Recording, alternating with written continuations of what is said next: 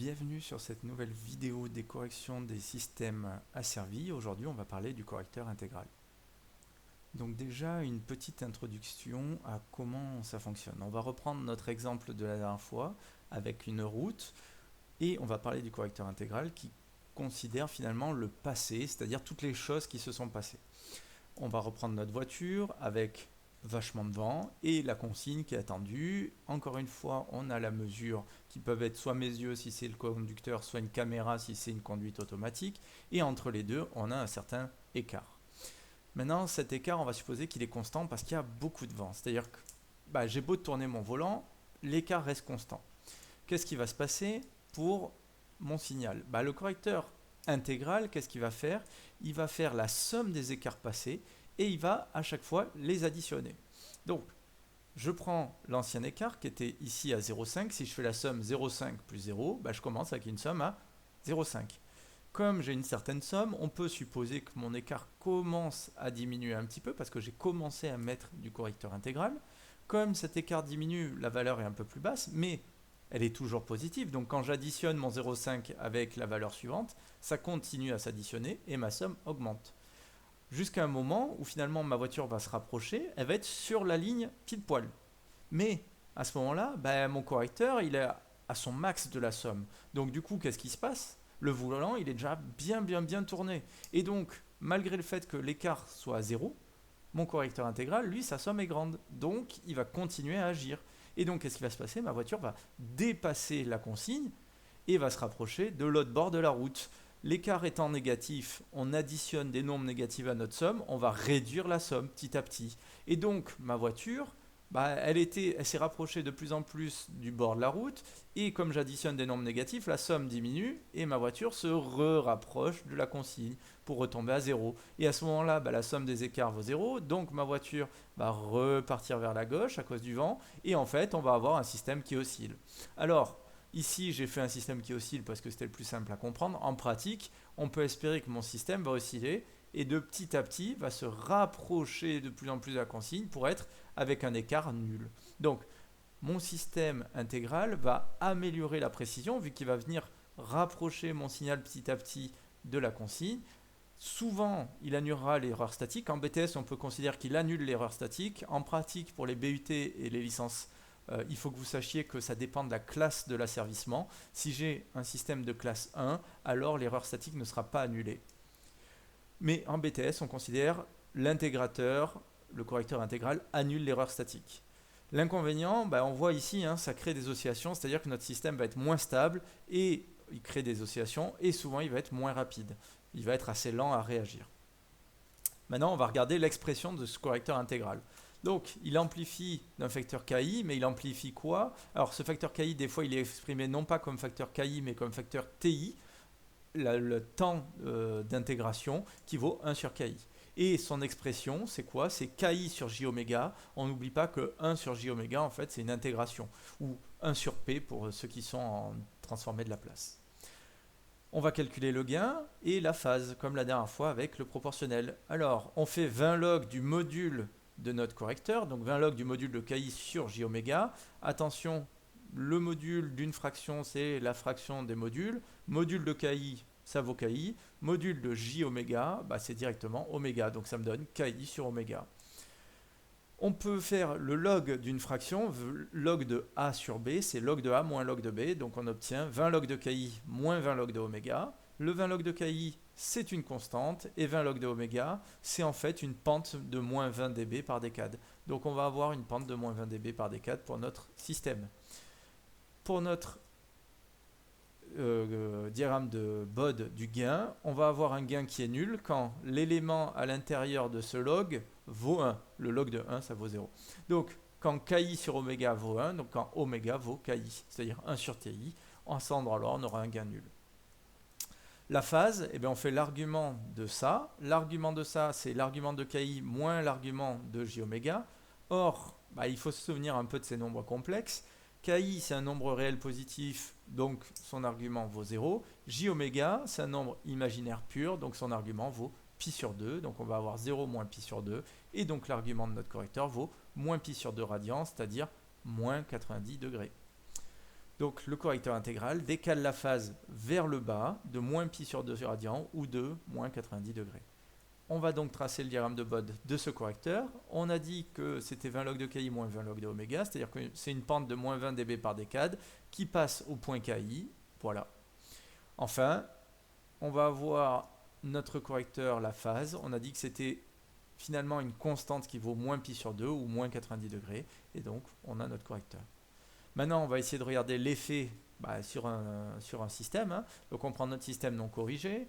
On prend son diagramme de Bode complet, gain et phase. On trace le diagramme de Bode de notre correcteur. Donc là, j'ai placé KI ici, mais suivant comment on place KI, ça va changer l'effet de notre correcteur. Et on trace le diagramme de Bode de la phase, donc c'est-à-dire moins pi sur 2. Ensuite, on va additionner. Donc pour notre système corrigé, c'est quand même plus simple de commencer par la phase. Et on sait qu'on va vouloir décaler toute notre phase de moins pi sur 2. Donc si je trace une flèche rose ici, je la reporte, je trace mon correcteur ici, bam, j'ai mon correcteur, j'ai mon système corrigé, pardon. Pour le haut, il va falloir qu'on reprenne la vraie méthode de ce qu'on avait appris finalement dans la vidéo C0501 sur l'effet sur le diagramme de Bode. Donc on découpe à chaque cassure, on calcule la pente, donc ici pente de 0 dB, pente de moins 20 dB, ça nous fait une pente de moins 20 dB. Pente de moins 20 dB, pente de moins 20 dB, ça nous fait une pente de moins 40. Pardon, pente de moins 40 et pente de moins 20, ça nous fait une pente de moins 60. Ensuite, on place les points invariants. Donc, on aurait ce premier point rose. Comme on est à 0, bam, on va être là. Le deuxième qui est ici, on va être ici. Et on va tracer la première zone. Dans la première zone, on sait qu'on a une pente de moins 20 dB.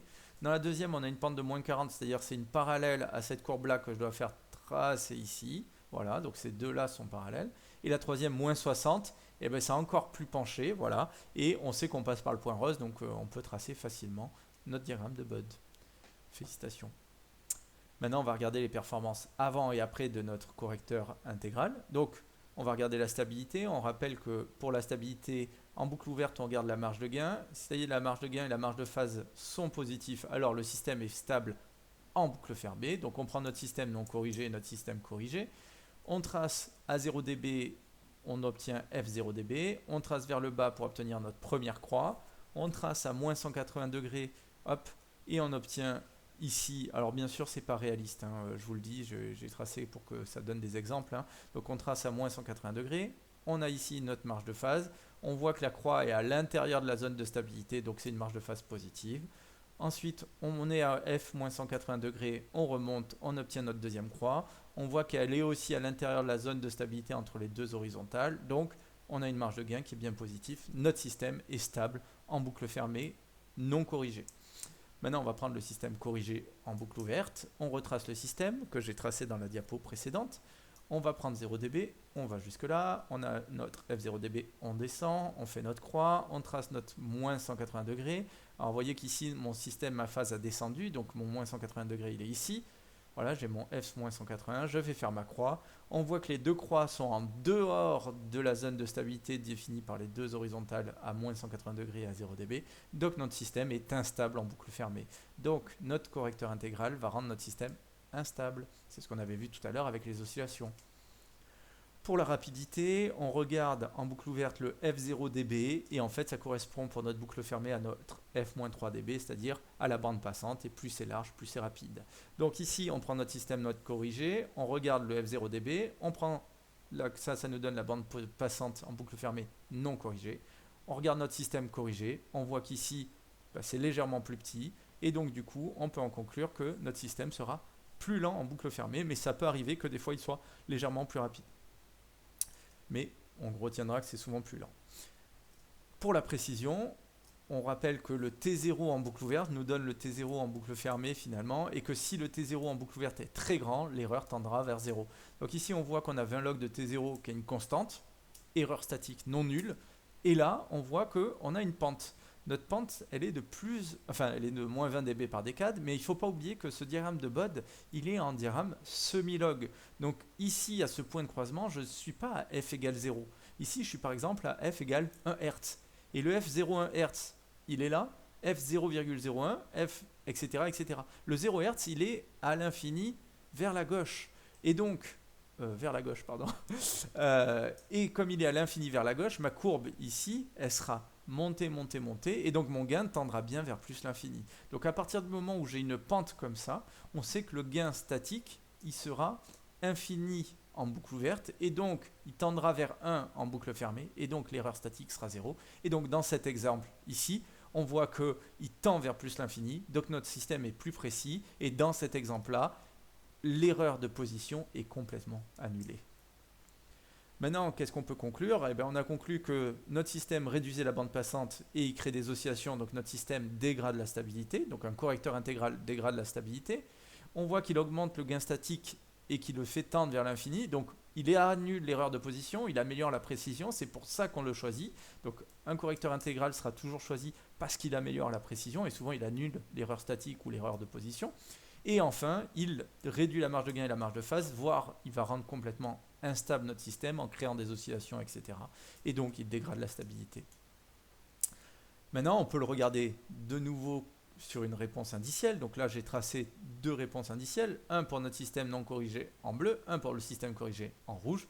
Et on va regarder de nouveau les trois performances. On commence par la précision. Donc on voit ici qu'on a une certaine erreur de position, E moins S infini, qui n'est pas nulle. On voit qu'en rouge, eh bien, en fait, le signal rouge va pile poil sur le signal consigne, donc on est très content et donc l'erreur position est nulle. Donc notre système a amélioré la précision et dans ce cas-là, il a même annulé l'erreur de position. Ensuite, on va regarder la rapidité. Pour ça, on trace la bande passante à 5%. On voit ici qu'on a notre système ici, on a le TR 5%, on trace de la même façon là-bas et on voit que notre système, il est là. Et donc, quand on a un TR 5% qui est beaucoup plus grand, notre correcteur intégral augmente le temps de réponse à 5%, c'est-à-dire qu'il dégrade la rapidité, il ralentit le système. Enfin, on voit qu'il y a un dépassement qui est bien plus grand ici qu'ici, on aurait pu le calculer, hein, mais voilà. Donc on fait S max moins S infini sur S infini, on calcule le premier dépassement et on voit que y a un dépassement qui est beaucoup plus grand en proportion. Et donc, il augmente le dépassement et les oscillations, il dégrade la stabilité, on le voit bien sur la réponse indicielle. On va parler maintenant du coup du proportionnel intégral théorique. Le truc, c'est qu'en fait, en réalité, on ne doit pas utiliser un intégral pur parce qu'il dégrade trop la stabilité et il augmente trop finalement le temps de réponse. Donc on va utiliser un mélange entre un proportionnel qui augmente la rapidité et un intégral qui augmente la précision. Donc les deux, ça va faire un super combo. L'inconvénient de ce super combo, c'est que les deux réduisent la stabilité. Donc il faudra faire attention, le proportionnel intégral, on l'utilise vraiment pour un système qui est déjà très stable. Donc le proportionnel intégral théorique, il ressemble à quoi? Il ressemble à finalement la somme d'un proportionnel et d'un intégral. On peut le transformer de plusieurs manières. Alors ça dépend des cours, ça dépend des formes d'expression, hein. Donc par exemple, ici j'ai juste mis au même dénominateur. Des fois on met le KI en facteur. Ça dépend vraiment. Maintenant on va regarder son comportement asymptotique. C'est-à-dire que ce proportionnel intégral, on sait qu'il y a de l'intégral et du proportionnel, mais c'est lequel qui prend le dessus quand. Et puis pour ça, on va regarder quand oméga est très grand. Alors quand oméga est très grand, c'est très grand par rapport à 1. Quand ce nombre-là est très grand par rapport à 1, ça veut dire que oméga est très grand par rapport à KI sur KP. Et quand oméga est très grand par rapport à KI sur KP, le 1, comme c'est très grand de voir 1, on peut supposer qu'on annule le 1. D'accord? Il est plus très important. Si on annule le 1, on peut simplifier les j oméga, on peut simplifier les KI, il ne reste que KP. Donc en fait, quand oméga est très grand, en haute fréquence finalement, le proportionnel intégral se comporte comme un proportionnel pur. Maintenant, on va passer en très basse fréquence, c'est-à-dire que si ce module-là, cet élément-là est petit devant 1, alors c'est-à-dire que oméga est petit devant KI sur KP, alors ça veut dire qu'on peut dire que ça c'est négligeable, et donc on n'a que le 1, il nous reste KI sur j oméga, et donc en basse fréquence, le proportionnel intégral se comporte comme un intégral. La limite entre les deux, ce sera le oméga qui vaut KI sur KP. On va le tracer du coup. Eh bien, on a dit qu'en basse fréquence, il se comporte comme un intégral, c'est-à-dire une pente qui descend de moins 20 dB par décade. On sait que la limite, c'est KI sur KP, et on l'appelle des fois le oméga de notre proportionnel intégral, ou le oméga correcteur. Ensuite, on sait qu'en haute fréquence, il se comporte comme un proportionnel, c'est-à-dire une horizontale qui vaut 20 log de Kp. Et voilà, on a tracé le diagramme du gain. De la même façon, pour la phase, on sait que comme c'est un intégrateur, c'est moins 90 degrés en basse fréquence, et on sait que en haute fréquence c'est un proportionnel, donc c'est 0 degré. Et on a ici notre diagramme de Bode, et on sait qu'entre les deux, pile poil à cette fréquence KI sur KP, il passe à moins 45 degrés. C'est pour information.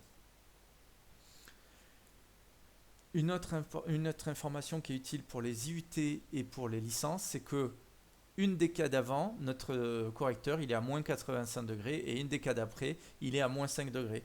Pourquoi c'est important? Parce qu'en fait, souvent, on va le régler pour que, à l'endroit où on aura notre marge de phase, on veut un impact minime de notre correcteur pour pas trop impacter la stabilité. Et donc, du coup, on réglera l'endroit où il y a la marge de phase à 10 KI sur KP, donc à moins 5 degrés.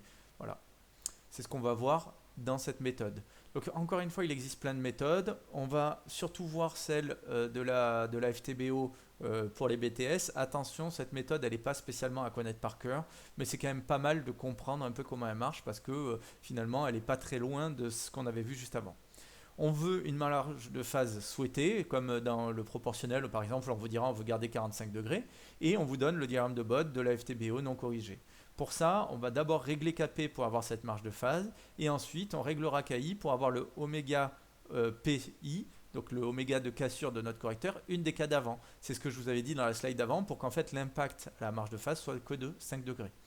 Donc ici, on règle KP pour avoir cette marge de phase. Ça, c'est la méthode qu'on avait déjà vue avec un correcteur proportionnel pur. Donc, on vient à moins 180 degrés, on monte de 45 degrés par exemple, on trace notre trait, on fait notre croix, on remonte et on sait qu'à cet endroit-là, ça doit être notre oméga 0 dB. Et donc, on va remonter notre courbe. On la remonte de combien? De 20 log de KP. Et donc, on sait par exemple que c'est 12 dB. On calcule KP. Hop, on a trouvé 3,98. Félicitations, on a fait la première phase. Maintenant, on sait qu'on veut régler KI pour avoir oméga pi une décade avant cette marge de phase. Donc, on lit oméga 0 dB. Donc là, je prends un exemple. Si j'avais mon vrai diagramme, j'ai lu 24,3 radians par seconde. Je veux avoir mon oméga pi PI qui est une décade avant, c'est-à-dire oméga 0 dB divisé par 10, donc une décade avant.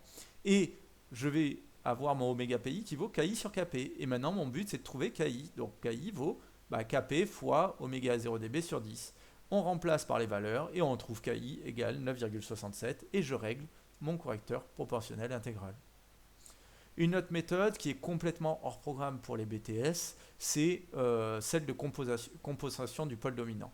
Bien que la méthode soit hors programme pour les BTS, il est quand même important de comprendre qu'est-ce que c'est un pôle dominant. Le pôle dominant, c'est le pôle dont la partie réelle est la plus faible, et ça ne marche, attention, non pas quand on est en J oméga, mais quand on est en transformé de Laplace en P. C'est le pôle le plus lent, le pôle dominant.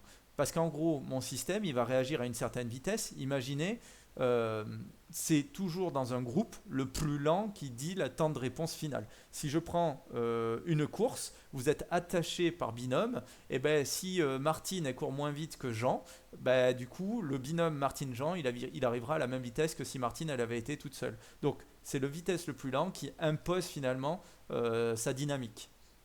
Donc dans cette méthode de compensation du pôle dominant, on va régler KI pour annuler le pôle dominant. Donc si je prends une FTBO qui vaut ça, il va falloir calculer les pôles. Comment on calcule les pôles? On rappelle, les pôles, c'est les valeurs de P qui annulent le dénominateur.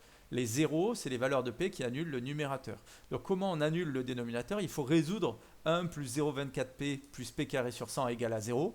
C'est un polynôme du second ordre. On fait le déterminant, delta égale b carré moins 4ac, ça ferait b carré c'est 0,24 au carré, moins 4 fois a, c'est 1 centième, fois c qui vaut 1, et donc on fait ce calcul, on trouve un déterminant. Ce déterminant, s'il est positif, on a deux racines réelles, Si le déterminant est négatif, on a deux racines imaginaires, deux racines complexes conjuguées, Ici, le déterminant est positif, on trouve les deux racines, moins b moins racine de delta sur 2a, ou moins b plus racine de delta sur 2a. Si le delta avait été négatif, ça aurait été moins b moins j racine de delta sur 2a, et moins b plus j racine de delta sur 2a. Bref, on trouve les deux pôles. Ici, moins 5,37 et moins 18,63. On a dit c'est lequel le plus lent? C'est celui qui a la partie réelle la plus faible. Donc ici, c'est P1 qui est le plus lent. Donc, on sait que notre fonction de transfert en bas, elle peut se réécrire 4 sur 1 plus P sur 1 plus P sur P1, 1 plus P sur P2, ou avec, on pourrait faire avec des moins, peu importe. Et donc, on choisit KI qui va valoir 5,37. Ensuite, on va régler KP pour avoir la marge de phase souhaitée. Donc, on trace le diagramme de bord de la FTBO corrigé avec notre KI. Donc, voilà. Et avec un KP qui vaut 1 au début, pour que ce soit plus simple. On a ici notre diagramme de Bode et on va déterminer KP comme si on avait un proportionnel pur. Et on trouve notre KP et on fait la méthode et voilà. Comment on implémente un correcteur proportionnel intégral? Eh bien, on va faire un montage avec des AOP par exemple. Donc, il est composé d'un amplificateur qui est inverseur parce que l'entrée arrive sur la borne moins et ici, donc c'est un inverseur. Et ici, on a bien une rétroaction sur la borne moins, donc c'est un montage amplificateur. Et le premier montage, c'est ici un montage intégrateur inverseur. On voit que c'est un intégrateur parce qu'il y a un condensateur ici. Voilà. Et donc, la fonction de transfert de tout ce bazar, c'est celle-ci. Si on regarde la fonction de transfert qu'on avait écrite pour notre correcteur proportionnel, elle était comme là. On peut identifier en faisant quelques petits calculs, on trouve KP qui vaut R2 sur R1 et on trouve KI qui vaut R2 sur R1, RC. Et donc, grâce à ça, on peut trouver les bons composants qu'on réglera pour avoir le correcteur proportionnel intégral que l'on voulait. Maintenant, on va voir comment on implémente ça au niveau de la programmation. Donc, encore une fois, un pseudocode en Python. On règle nos deux correcteurs, on prend notre consigne, on fait la somme des erreurs qu'on initialise à 0. On fait une boucle de fonctionnement, on calcule l'écart, mais une fois qu'on a calculé l'écart, on n'oublie pas d'additionner cet écart dans la somme des erreurs. Voilà, c'est ce qui servira pour notre correcteur intégral. On calcule ensuite le signal de commande. Alors on voit bien qu'il est composé de deux parties, le proportionnel, Kp fois l'écart, et l'intégrateur, Ki fois la somme. Et enfin, on envoie le signal de commande à l'actionneur et notre système fonctionne comme ça.